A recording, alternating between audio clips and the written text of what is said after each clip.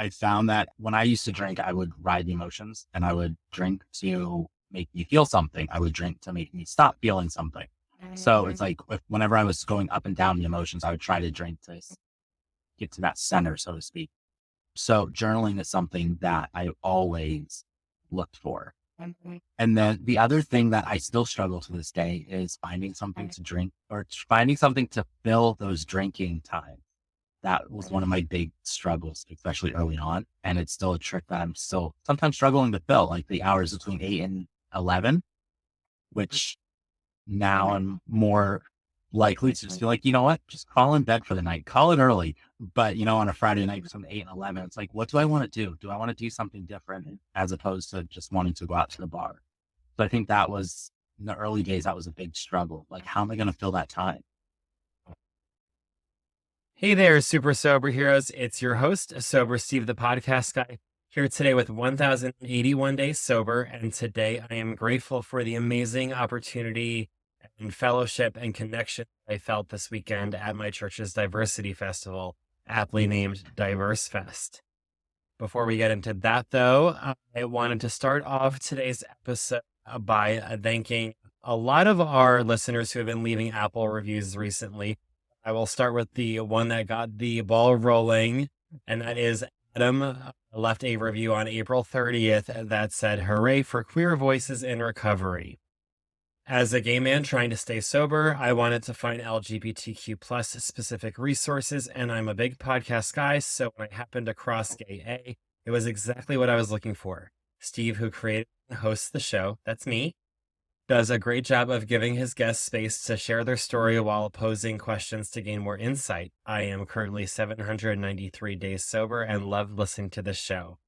Thank you so much, Adam. I love that you listen to the show, and I love that you put this into a review, because when I shared about it on the socials, other people started leaving reviews, and I've had a handful of reviews, and I am hoping the ball keeps on rolling, because Apple Podcasts, especially reviews, but reviews anywhere, are a huge way and a free way of saying, I like your content, keep going.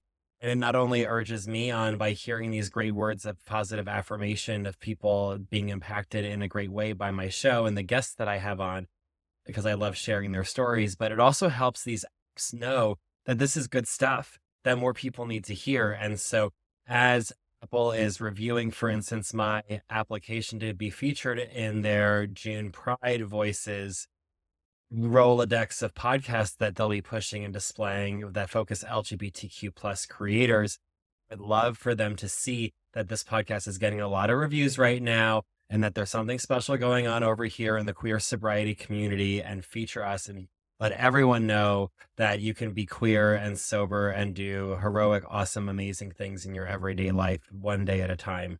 So do that by leaving a review if you haven't already. It means the world to me and takes generally less than 5 minutes. So I would appreciate that. And like I said, another thing I appreciated was the sense of community I had this weekend at my diversity festival. I got the chance to go and show up publicly as a Sober Steve, the podcast guy. And this is a persona that I generally have online between my podcast coaching as well as my podcasting.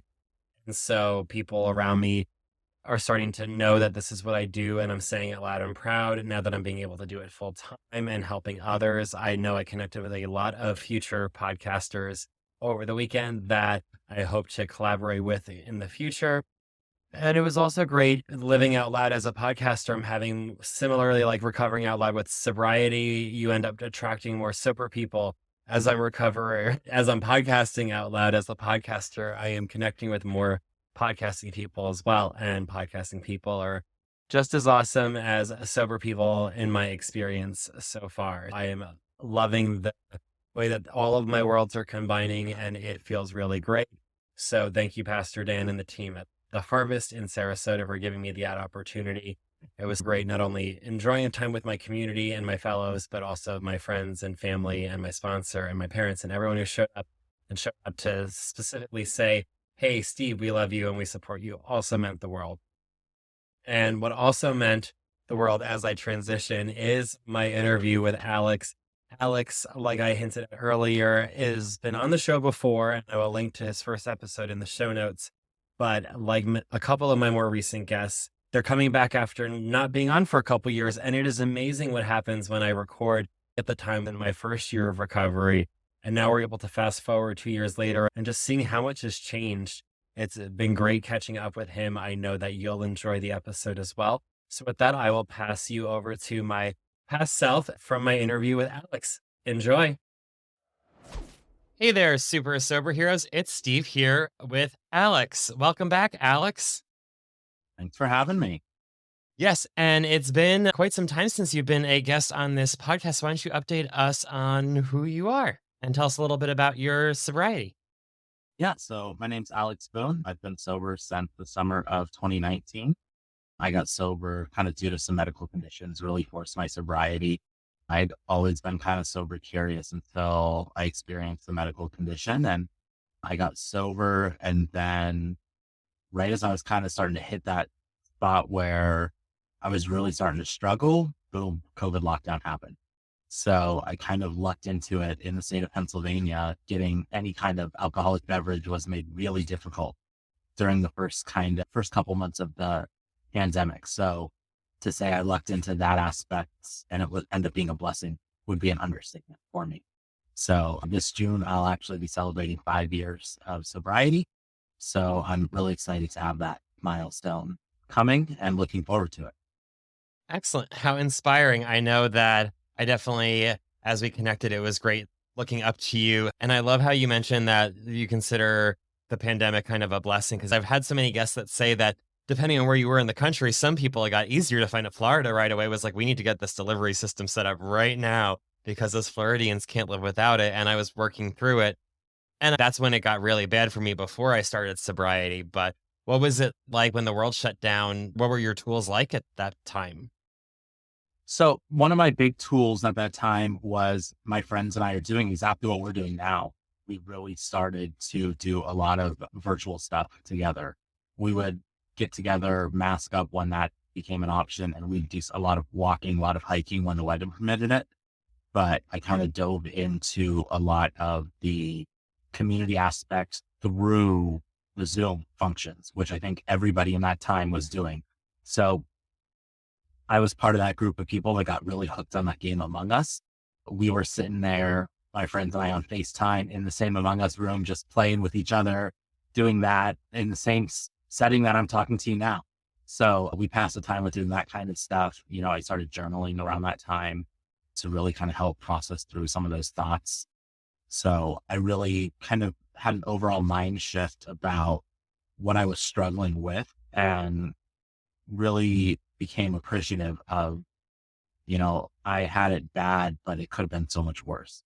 And when I started to look at the positives and the silver lining of the situation, you really get that it could have been so much worse.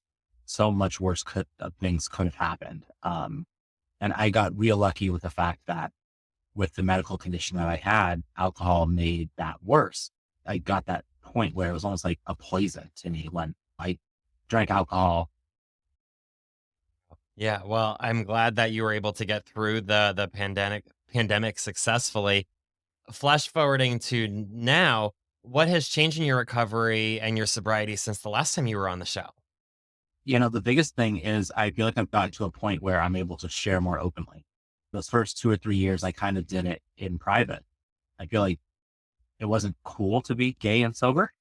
I still don't think it's totally accepted and totally cool to be gay and sober. I think in the queer community, there's so much more space to do that, but it's certainly a lot more accepted now. I think that's been one of the biggest things. As I've been more open about my sobriety, I've peeled back, at least locally, that stigma here. I've got people locally that like to throw around the word alcoholic as a slur towards me. And I'm just like, that word holds zero power over me, because that's a demon that, in my eyes, I've fought that dragon, I've slain it. And it's now I can wear that with pride that, yes, I am an alcoholic. Yes, I am in recovery. However, that's kind of old news to me. It's been 5 years. Do I still fight those demons daily? Yes. Am I winning that battle? Absolutely. Why would I hold that name? Why would I allow that name to hold that kind of negative power that they're trying to associate it with me? I kind of now hold that as a positive badge of honor. Like, I'm an alcoholic in recovery for 10 or for 5 years. Like, that's a big deal. Like I see, and this is what 10 years that I was trying to come up. I just saw Eminem celebrated 10 years of sobriety and made it a big deal. Like we're seeing people like Eminem, Elton John, those people celebrate their long-term sobriety and make a big deal out of it. And I'm now at that point that coming up on 5 years, it's like, yeah, this is a big deal to have that kind of commitment to it. Yeah, it certainly is. I know that anyone with today, you certainly have made it an awesome accomplishment because we're all alcoholics, probably if you're listening to this podcast, or at least you're considering the fact you are one. But especially like over the first couple of years into now, do you have any sober heroes of people that you looked up to or really admired? I think I had heroes that I looked up to, and I'm now learning that they're sober. He obviously had a lot of issues. Eminem was an artist that I loved as a child, which looking back on it is kind of, I think that inner homophobic feelings that a closeted gay boy has at the age of 12. The signs certainly make a lot more sense now than they did back then. But looking at everything he's come through, I just finished reading RuPaul's book that he just put out, his memoir, and he talks pretty openly about his struggles with addiction in that book.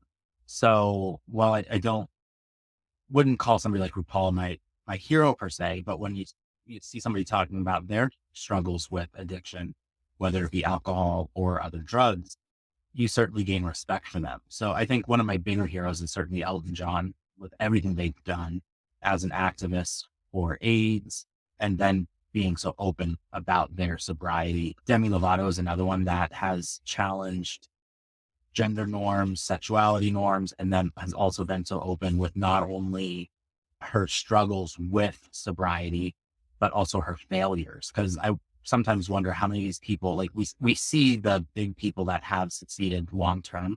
How many do we see that are failing that just never go public about it? So I sometimes wonder about that. We need more role models like that do struggle to normalize that. Yeah, I love that. I remember even when I was in the early stages of preparing to launch the podcast, I don't even think it was out yet, but I know that Demi Lovato was like in one of the posts I used with a quote of hers about sobriety. And at the time, a couple people got mad because her definition of sober was California sober. But I also understand, like, since then, she's also dropped that as well. And now she's just sober. And it's, oftentimes I feel like it's easy to judge people about what their sobriety looks like to them, but it could also be just that kind of stepping stone, or like you said, them figuring it out or failing and then getting back up along the way. So I'd say like anyone who's just brave enough to be recovering or struggling out loud is definitely someone to look up to. Exactly. I think that the topic of California sober is so interesting. I think anybody's journey to sobriety looks different. And I think that's the important thing to Yeah. eliminate that stigma. What does it take to get there? If somebody has to go Cali sober and realize that that's a stepping stone to sober, great. It's one additional tool they had to use to get sober, as long as that's where they end up. And you know what? If Cali sober works for them and that was what they were struggling with, even better. I don't think it would work for somebody like me, but I don't judge what works for somebody else. I just know it wouldn't work for Yeah. Same. I me. think it all comes down to intention because Yeah, I use drugs the way that I use alcohol, alcoholically. But I've interviewed even people on this podcast before who are like, I have a prescription and I use it as prescribed. Like when I have these symptoms and I don't take too much, I'm like, how you can keep it in your medicine cabinet and not be smoking it every single night is behind me. But that's why it's not for me and why exactly. it can be for them and they're still sober because they're using it as prescribed. But even we can be substance free and not use any drugs and still be like lying or manipulating people or having other addict behavior that's not great. We can be addicted to anything. We're addicts. Exactly. Yeah. I mean, I've gotten rid of one addiction for another, and my addiction now is just not as detrimental to my life. Yeah. Like I'm still certainly an addict. I have other addictions. They're just now a much healthier addiction. Yeah. Yeah, I hear you. I at first was addicted to sweets and now I switched that for working out and like running it out at the gym and stuff like that. Much healthier. Yes, exactly. Excellent. And in addition to the community aspect helping you during the pandemic, that's something that stayed true for you even when we talked about your community that you were building back then and it's grown since then. Where how has your sense of community grown over since your last episode here? So I've always been plugged in with the community. I'm a queer activist in a town of 100,000 people. I run the local Pride Alliance. So we still had a pride. We have a peninsula that we did a decorate your car and drive around the peninsula together to still have that sense of pride. So we still did that. So we were still gathering just in a much safer position. So I found when it came to trying to connect with other people that were sober, because that was one thing that I did find that I was lacking. Last time we talked a lot about this idea of having friends that would support me no matter what. And who do I go to if I was truly struggling? Like my best friend would support me no matter what. And if I went to her and said, I want to have a drink tonight, I think her response would be, I support you. And while I appreciate her wanting to support me, I think her intentions are really good. I don't know that that's what I necessarily need in that moment. Whereas I have another friend that if I went to him and said, I'm really struggling and I think I want to drink, his response would be, okay, let's meet up and we're going to talk this out. Or my phone would probably ring rather than anything. And we would sit down the phone and talk for 15, 20 minutes, or we'd plan to go meet up and have that talk in person. And he would talk through and why do you want to drink? What's leading to that? So that sense of building a community, and a lot of that stalled throughout the pandemic. So one of the things I did as we were kind of coming out from the pandemic, I was on your podcast. I was on another podcast. I connected with local newspaper and was on our local newspaper being a Pride Month.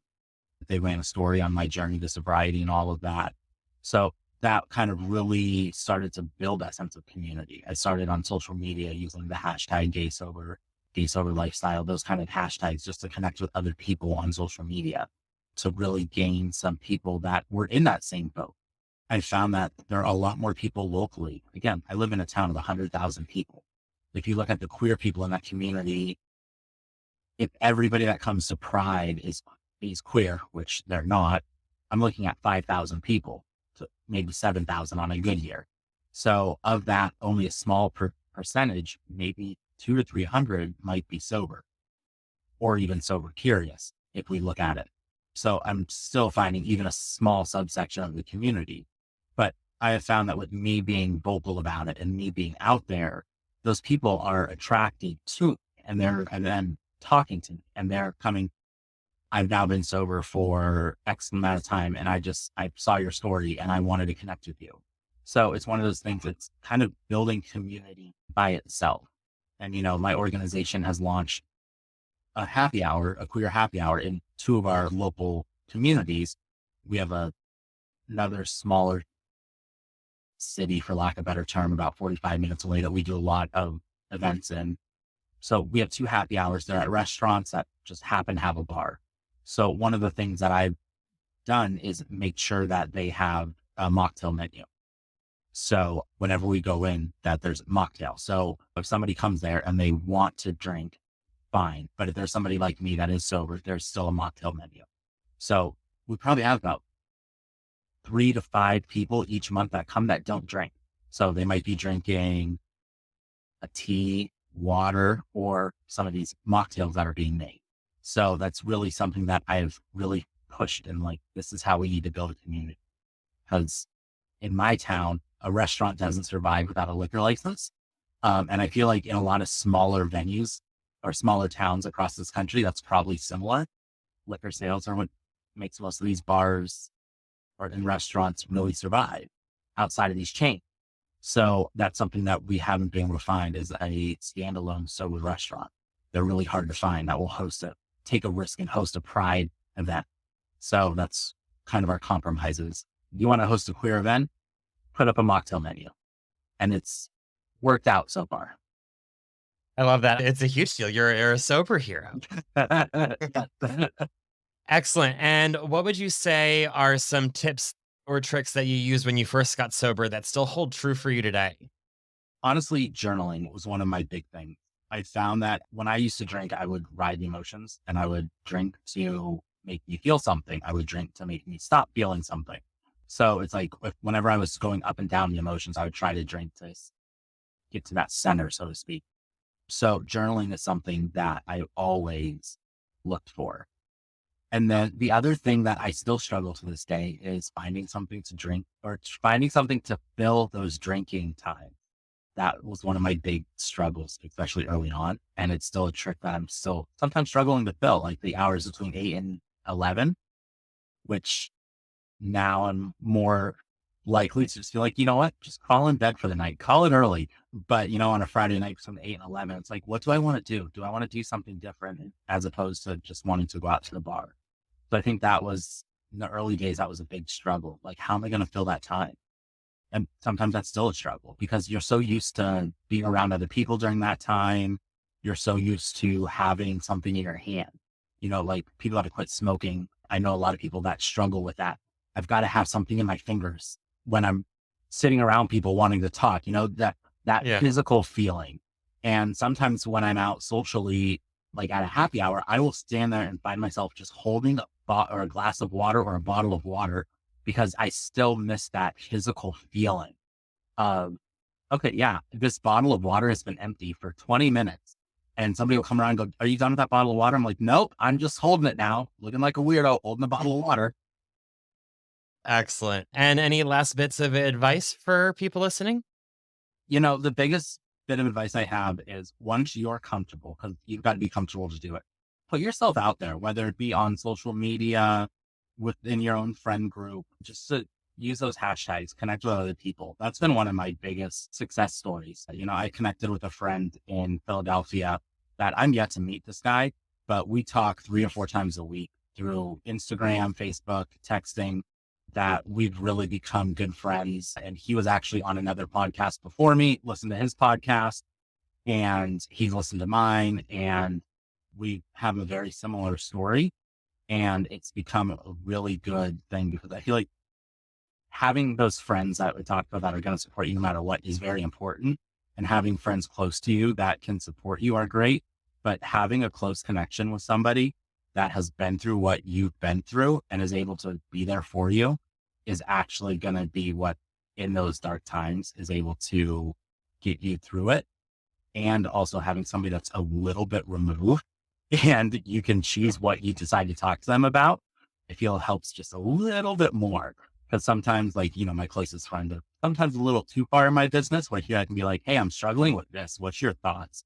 And asking an alcoholic to look at it through their angle gets you that same viewpoint back. Like, okay, you're thinking about it the same way I am. I'm not alone in this. And Yeah. I think that's the biggest thing through addiction and through anything like this is you don't want to feel alone. And as once you have somebody else kind of confirm that I'm not doing this alone, this is a commonplace. It's like, I don't like to throw out the word crazy, but sometimes when you're dealing with these intense emotions around sobriety, you feel crazy. And knowing that somebody else has been through it or is going through something similar and has felt the same way puts your mind at ease. You're like, okay, great. I'm not alone. This is wonderful.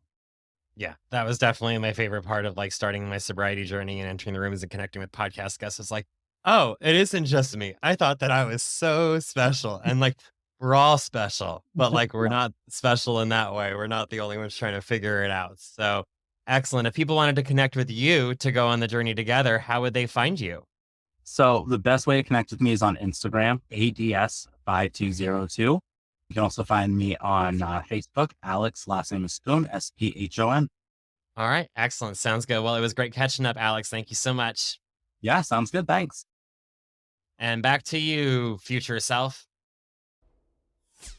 Thank you, everyone, for tuning in to another episode of Gay A. I hope you enjoyed my interview with Alex.